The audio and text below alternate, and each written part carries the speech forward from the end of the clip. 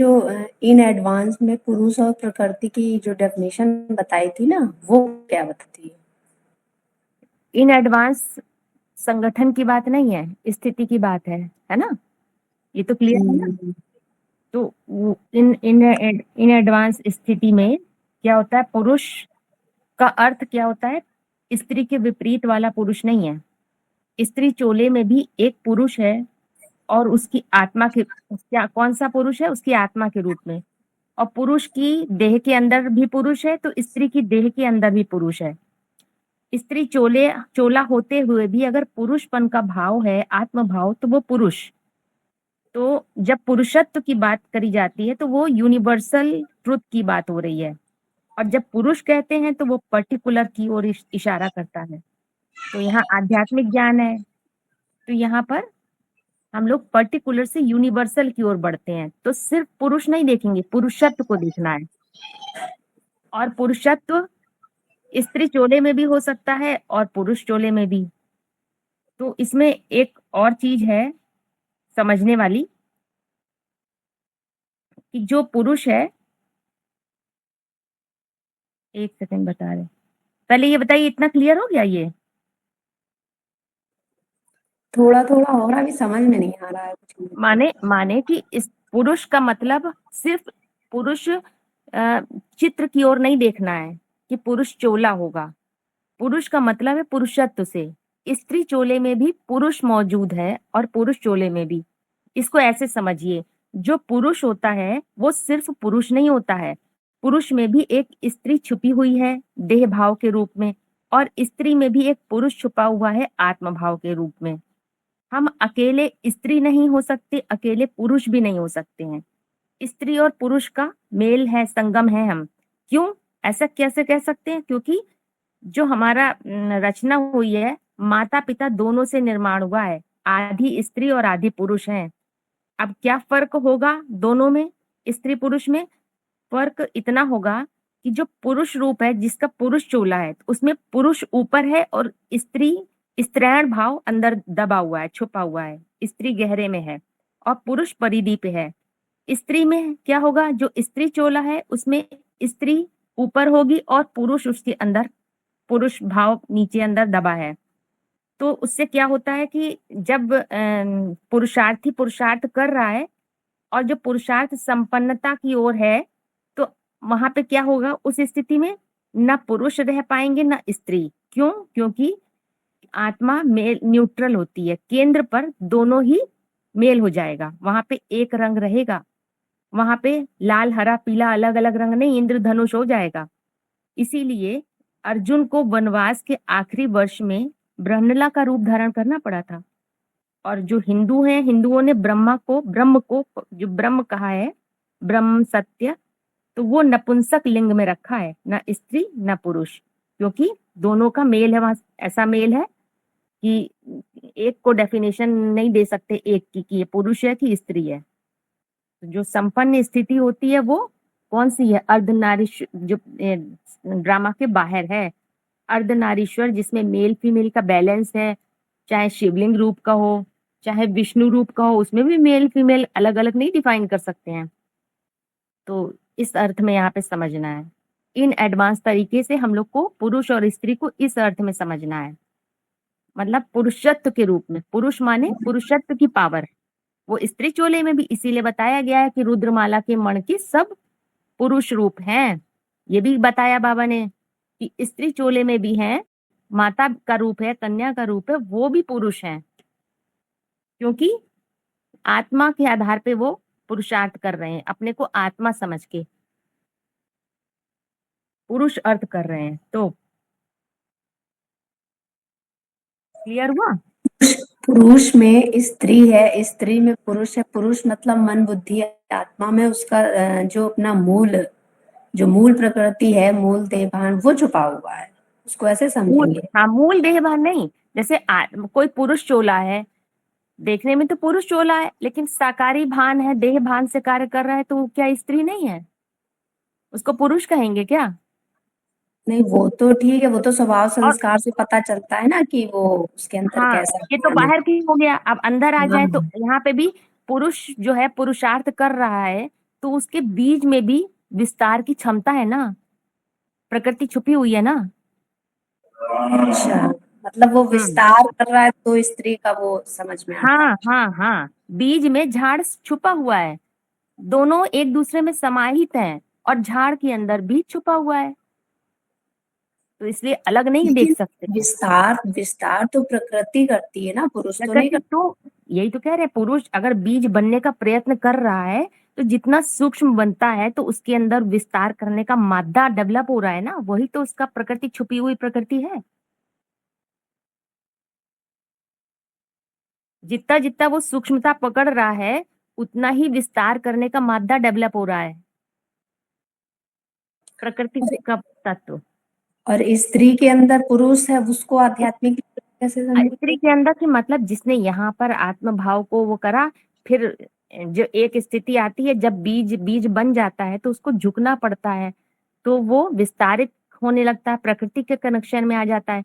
लेकिन वो आत्म भाव उसका जन्म जन्मांतर जितना यहाँ पुरुषार्थ किया तो आत्म बल के रूप में वहां पे काम करता रहेगा ना। है तो चोले से स्त्री, लेकिन आत्म बल काम कर रहा है, तो सिर्फ स्त्री कहेंगे क्या। ये समझ सकते हैं कि अगर स्त्री में आत्मबल है तो पुरुष मानेंगे ना, अगर उसमें आत्मबल पुरुष में नहीं है तो नहीं मानेंगे। हाँ जी। इसमें स्वभाव संस्कार के आधार पर स्त्री और पुरुष को डेफिनेशन दी जा सकती है ना, कि जैसे ब्रह्मा बाबा थे, उनके अंदर वो भावना भावना मुख्य रूप से प्रधान थी ना, इसीलिए उनको माता का पार्ट बताया गया कि वो बड़ी से बड़ी माता है। तो यहाँ पुरुष चोले होते हुए भी माता का रोल उनको मिला ना। बिल्कुल। अब जैसे दोनों क्या डेफिनेशन दी गई है, पुरुष माने स्ट्रिक्टनेस है, कठोर, तो वो कठोरता अभी जो कल बताया मुरली का पॉइंट, ऊपर से कठोर नहीं है। स्ट्रिक्टनेस किस बात से, यानी कि वाचा से स्ट्रिक्ट है, मनसा से स्ट्रिक्ट है, नहीं। स्ट्रिक्ट का मतलब है जो आत्मिक नियम कानून है आत्मा में के, उसमें मजबूत है, तो वो स्ट्रिक्टनेस, ये हो गया, ये पुरुष, ये पुरुषपन है। अब ये चाहे स्त्री चोला में हो, तो वो अगर आत्मिक नियम कानून में स्ट्रिक्ट है तो क्या हो गया, है तो चोले में लेकिन वो स्त्री रूप हो गया। अब दूसरी एक परिभाषा बताई गई है स्त्री की, वो सुन लीजिए, 2852 बीसीडी की। प्रकृति के लिए बताया गया, प्रकृति के दो रूप हैं, एक है परा प्रकृति, एक है अपरा। अर्जुन के रथ में दोनों प्रकार की प्रकृति हैं। परा प्रकृति जो अर्जुन की भ्रकुटी है, तो आत्मा वहां बैठी है। प्रकृति नाम क्यों दिया, माने प्रकृष्ट कृति, प्रकृष्ट रूप से उसकी रचना की जाती है। जब भगवान इस सृष्टि पर आते हैं पुरुषोत्तम संगम युग में, तो उस मन बुद्धि रूपी आत्मा की प्रकृष्ट रूप से रचना करते हैं। आत्मा की रचना बताई जा रही है, शरीर की नहीं करते हैं। कोई आत्मा को क्रिएट नहीं किया गया, आत्मा अपने स्वरूप को भूली हुई थी, तो जैसे कि आत्मा नहीं है, अब उसको याद दिला रहे हैं। कैसे याद दिला रहे हैं, प्रकृति ऐसी रचना, ऐसी रिपेयरिंग करते हैं। देखिए क्या बोला, ऐसी रिपेयरिंग करते हैं कि वो आत्मा इंद्रियों के प्रभाव से अतीत हो जाती है। 11वीं इंद्रिय है ना, सबसे ऊंची इंद्रिय मन, तो जो मन सहित जो 11 इंद्रियां हैं, उन सभी इंद्रियों को कंट्रोल करने वाली आत्मा बन जाए तो उसको कहेंगे एकदम फर्स्ट क्लास बुद्धि रूपी आत्मा। देखिए प्रकृति की परिभाषा वहां बता रहे, प्रकृष्ट कृति कैसे तैयार हो रही है। प्रकृष्ट कृति क्या है, मूल भाव, परा प्रकृति, तो उसको कैसे तैयार करा जा रहा है कि जो 11 इंद्रियां हैं उन सभी को कंट्रोल करने वाली आत्मा बन जाए। माने तो क्या हो गया, ऊपर की ओर हो जाती है वो, तब मूल भाव इमर्ज हो जाता है, तो उसके लिए इसकी बता दिया। तो इस प्रकार से पुरुष और प्रकृति का दोनों का मेल से ही सृष्टि देखिए चलती है। अब पुरुष और प्रकृति एक दूसरे के खास बात यह है, विपरीत नहीं है, इसको विपरीत ना समझिए, पूरक हैं। पूरक माने आधार होते हैं। पुरुष के बिना प्रकृति अधूरी है, प्रकृति के बिना पुरुष। इसीलिए संपूर्ण पुरुष उसे कहेंगे जिसमें स्त्री भी समाई हुई है उसके पीछे, और संपूर्ण स्त्री वो है जिसमें पुरुष भी समाया हुआ है, जिसका शास्त्रों में क्या यादगार दिखाते हैं, अर्धनारीश्वर के रूप में, शिवलिंग के रूप में, जिसमें मेल फीमेल के बैलेंस की यादगार दिखाई जाती है। तो जैसे देवी देवताओं आप देखिए, देवी जो देवताओं की मूर्तियां दिखाते हैं, तो उसमें जो देवी और देवता दोनों के चेहरे देखिए, दोनों में 99% समानता होती है, 1% डिफरेंस होता है। और जो मनुष्यों का यहाँ पे आज तामसी दुनिया के, स्थूल दुनिया के दे दीजिए, मनुष्यों का पुरुष और प्रकृति का दिखाते हैं, उसमें 99% असमानता है, 1% सिमिलरिटी दिखती है। इतना फर्क होता है।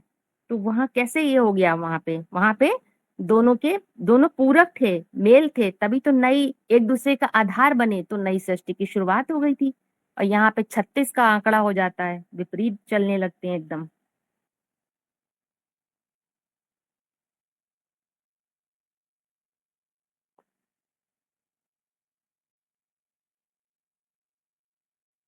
और यहाँ पे जैसे पुरुष में क्या होता है, बौद्धिक क्षमता की प्रधानता होती है ना, तो बुद्धि की सूक्ष्मता के आधार पे ही वो ऐसी स्टेज पकड़ते जाते हैं। तो वो कौन सी होती है? तब देने का भाव डेवलप हो जाता है, वो है गिवर की स्टेज।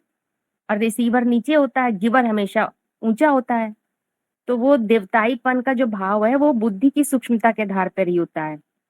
और जो बुद्धि है, जब मन के पीछे भाग रही होती है, जैसे कि तामसी दुनिया में क्या होता है, जोरू के गुलाम बन जाते हैं पुरुष। इसका मतलब है मन की चलती है, बस बुद्धि की प्रधानता नहीं रही, मन के पीछे भाग रही, तब भ्रष्टता आती है। श्रेष्ठता नहीं कहेंगे। और श्रेष्ठता कब कहेंगे? जब प्रकृति पुरुष के पीछे पीछे चलती है, तब कहेंगे श्रेष्ठता। अब अगर कुमार है कोई, वो फीमेल के या लड़कियों के पीछे भागे, तो उसे श्रेष्ठ कहा जाएगा? नहीं, जैसे तामसी दुनिया में होता है। इसीलिए मुरलियों में डॉग और गॉड का एग्जाम्पल देते हैं बाबा। गॉड के पीछे क्या है? प्रकृति को भागता हुआ दिखाया है। 16,000 गोपियां भागती हैं, जिसके पीछे वो भगवान सिद्ध हो जाता है। और बिचेस होती हैं, उनके पीछे डॉग भागते हैं। कितना बड़ा अंतर हो गया। स्थिति की बात है सारी।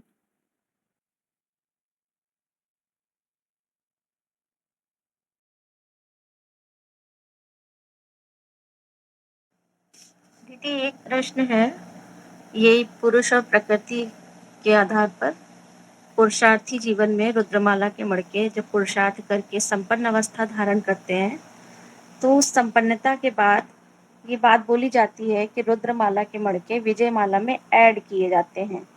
जबकि अगर देखा जाए, दुनियावी तरीके से देखा जाए, तो जो कन्याएं होती हैं, जब इनका स्वयंवर होता है, शादी होती है, तो स्त्रियां अपना घर छोड़कर मतलब जाती हैं, अपने माँ बाप का घर छोड़कर अपने पति के घर जाती हैं। तो यहाँ पर ये बात कैसे समझे कि रुद्रमाला के मड़के ऐड किए जाते हैं या फिर विजयमाला को आना पड़ता है रुद्रमाला में? तो इन दोनों हाँ, को ये इसको कैसे समझें?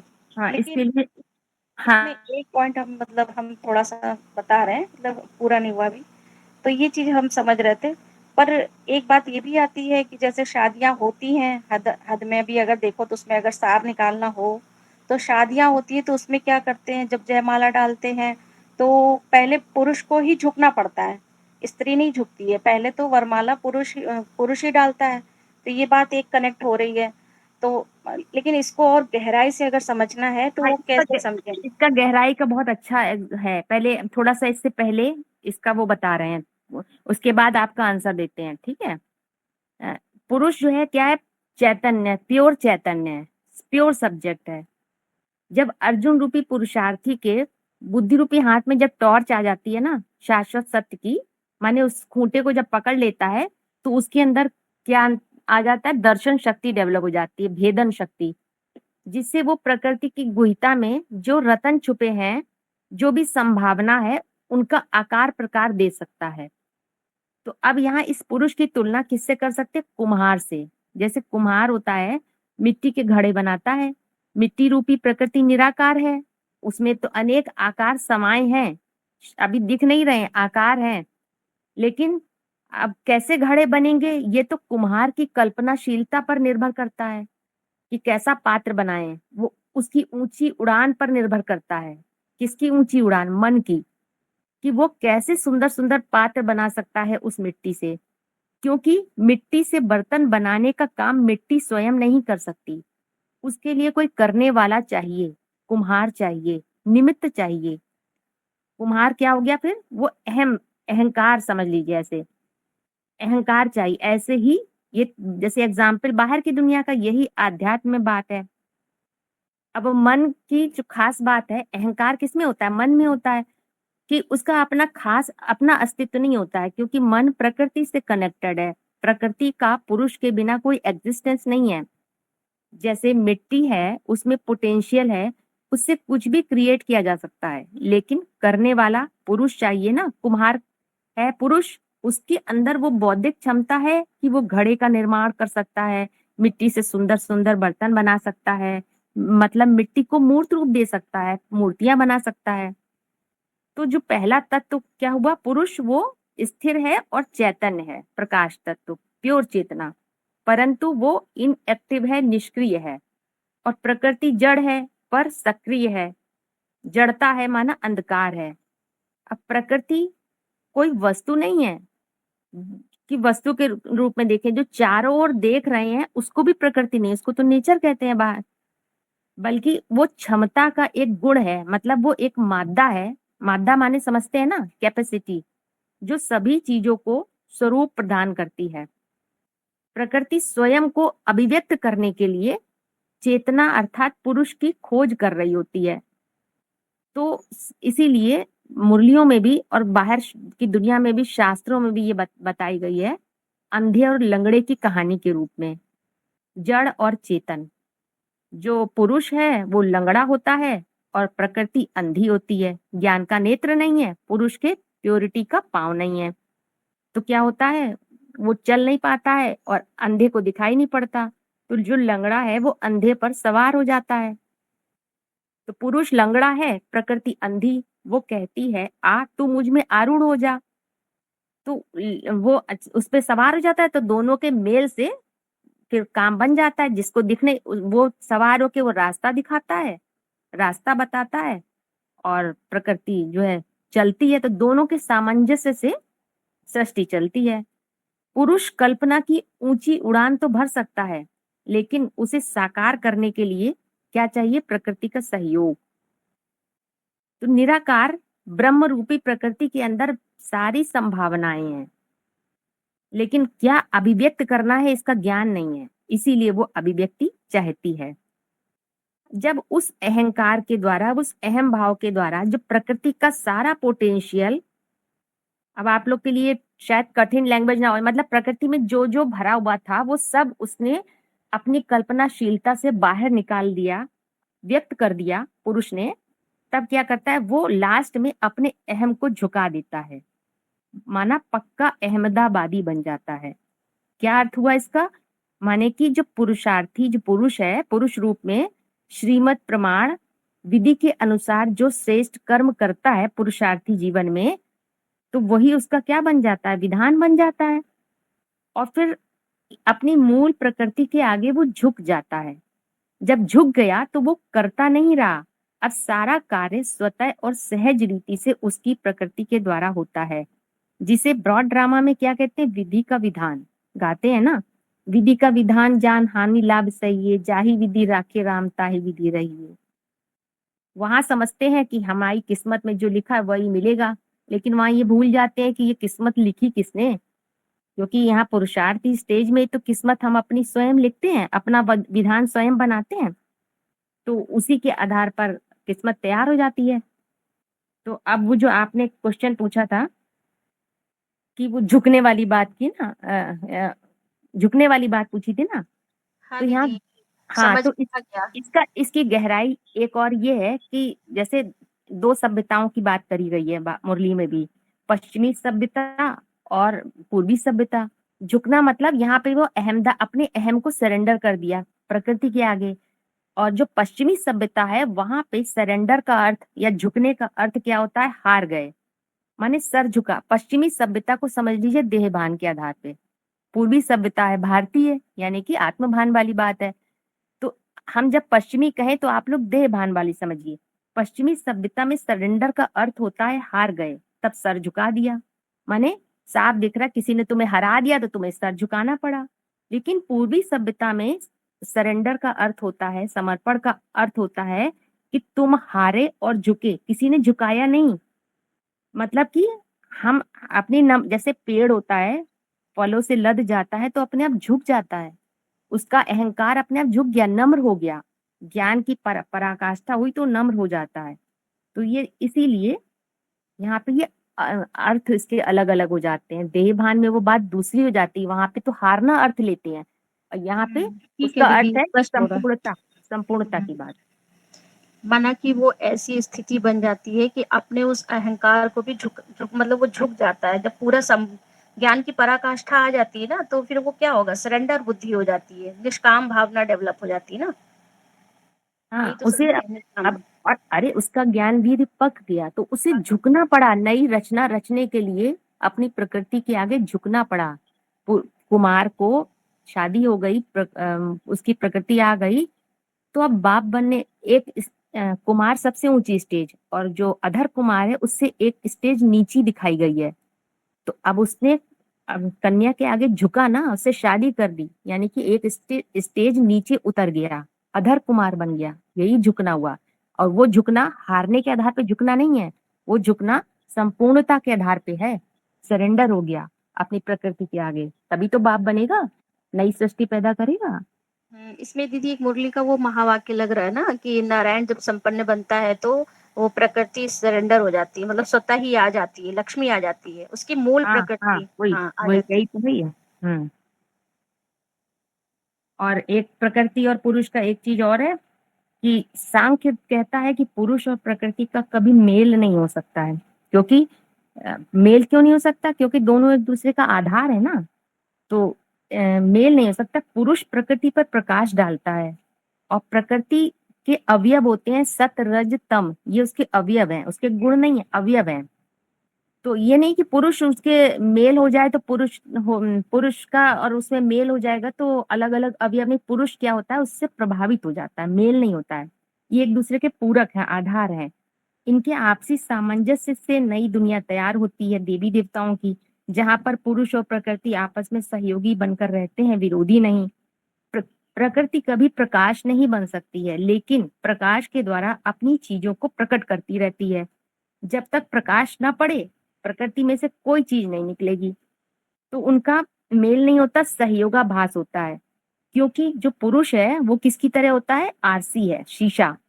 अब वो शीशा है और उसमें जो सामने से चीजें दिख रही हैं, उसके सामने से वो वस्तु तो बिल्कुल नहीं, शीशे के सामने कोई चीज आएगी, कोई काली चीज आई तो क्या शीशा काला हो गया? नहीं, उसका शीशे का विषय के साथ में कोई संबंध नहीं होता है। काली वस्तु आएगी तो कालापन दिखाई देगा, लेकिन शीशा काला नहीं होता। गोरी वस्तु आएगी तो गोरा दिखाई पड़ेगा, लेकिन शीशा गोरा नहीं होगा। सेम ऐसे ही यहाँ पे है, आत्मा पुरुष प्रकृति के किसी भी मॉडिफिकेशन से प्रभावित नहीं होती है। प्रकृति 4 अवस्थाओं से पसार होती है, लेकिन अगर आत्म भाव रूपी पुरुष है वो उन अवयवों से पसार होते हुए भी अप्रभावित रहता है। ये अंतर, ये पुरुष और प्रकृति का मेन वो है, मूल गुण है, समझ लो। प्रकृति को तो 4 अवस्थाओं से पसार होना ही है, लेकिन आत्म भाव है तो वो प्रभावित नहीं हो सकता। हाँ दीदी, ये स्पष्ट हो गया, आपने बहुत अच्छा से क्लियर करा। इसका एक एग्जाम्पल भी है कि जो कलयुग होता है तो उसमें शिवलिंग का स्वरूप दिखाते हैं तो वो कैसा दिखाते हैं? काला दिखाते हैं, लेकिन फिर भी पूजा और ये प्योरिटी का सूचक है। भले ही कैसी भी प्रकृति का कैसा भी रूप हो, तामसिक स्टेज भी हो, लेकिन पुरुष अपने पुरुषत्व में इतना कायम हो जाता है, जैसे कहते हैं ना शिव बाबा इस सृष्टि पर सदा कायम है। तो ऐसे ही उसका पुरुषार्थ कभी नीचे नहीं जाता, नीची क्वालिटी का नहीं होता, नीचे लेवल पर नहीं जाता, यानी प्रकृति के साथ होते हुए भी वो प्योरिटी का सूचक है। पुरुष और प्रकृति का ऐसा मेल दिखाया है। कलयुग में भी शिवलिंग की पूजा होती है, काले रूप में भी। जी, ये पूरा पॉइंट सेट हो रहा है ना इसमें? बिल्कुल यही तो बात है ये। और अगर पुरुष प्रकृति के चक्कर में फंस जाए और खुद को अपने ऑब्जेक्ट से जोड़ ले, मान लो जैसे कोई काली वस्तु निकली तो वो देख के रोए शीशा, अरे मैं तो काला हो गया, और तो क्या होता है कि वो जो है उसके चक्कर में फंस जाता है तो दुखों का कारण बन जाता है, वो अपने को सीमित समझने लगता है। जबकि पुरुष तो असीम होता है, उसके अंदर तो जड़ता आ ही नहीं सकती है, वो तो चैतन तत्व है, दृष्टा है। तो इस प्रकार से एक एक और भी पॉइंट है कि वो जो पुरुष है वो क्या होता है, पॉजिटिव यानी धनात्मक शक्ति होता है, और स्त्री होती है ऋणात्मक शक्ति। वो बोला है मुरली में, वो स्त्री रूपणी प्रकृति हाव भाव दिखाती है तो पुरुष चलायमान हो जाता है, संग के रंग में आ जाता है। ये कमजोरी है पुरुष की। पुरुष की कमजोरी कौन? स्त्री। भले ही वो प्लस है, कौन? पुरुष। बिजली का प्लग होते हैं ना मेल फीमेल, वो प्लस है धनात्मक, जिसे वरदान दिया है। क्या दिया है कि कुमार धनात्मक शक्ति हैं, जो चाहे सो कर सकते हैं। नई दुनिया की स्थापना करना चाहे या नए सारी दुनिया का ध्वंस कर सकते हैं। 2410 का है। और दूसरा एक और पॉइंट है, पुरुष प्रबल होता है, स्त्री अबला निर्बल। ये चोले का प्रभाव होता है मेल फीमेल। जैसे वायर होता है ना बिजली का, एक वायर धनात्मक दूसरा ऋणात्मक, तो धनात्मक उनके संपर्क संसर्ग में जास्ती आवेंगे तो बिजली से कौन जाती है? धनात्मक की बात हो रही है, यानी कि पुरुषार्थ की बात हो रही है। और यहाँ पर आप जब जब कुमार बोल रही हो तब तब मन है क्या वो आत्मा का? नहीं, मन नहीं है। कुमार का मतलब है पुरुषार्थी स्टेज है, रुद्रमाला का मणकी की बात है। वो मन के आधार पे पुरुषार्थ थोड़ी होता है। प्रकृति की परिभाषा काम ना करे। कुमार का मतलब है कु को मारने वाला। देह भान में सारी जड़ है। कु की सारी मूल क्या है? देह भान। वहां पे कु मतलब देह भान की कोई परिभाषा काम नहीं करेगी। रुद्रमाला का मणका है कुमार। तो बताया कि वो तो कैसे क्या समझेंगे? पुरुष धनात्मक शक्ति पॉजिटिव चार्ज है, माने जब तक पुरुष रूप पुरुषार्थी है तब तक शूटिंग पीरियड में सदैव ऊपर चढ़ना ही होता है। पॉजिटिव चार्ज है ना, स्थिति ऊंची उठती है। और जैसे ही प्रकृति से कनेक्शन होता है उसके बाद विस्तार होता जाता है तो स्थिति नीचे आती जाती है।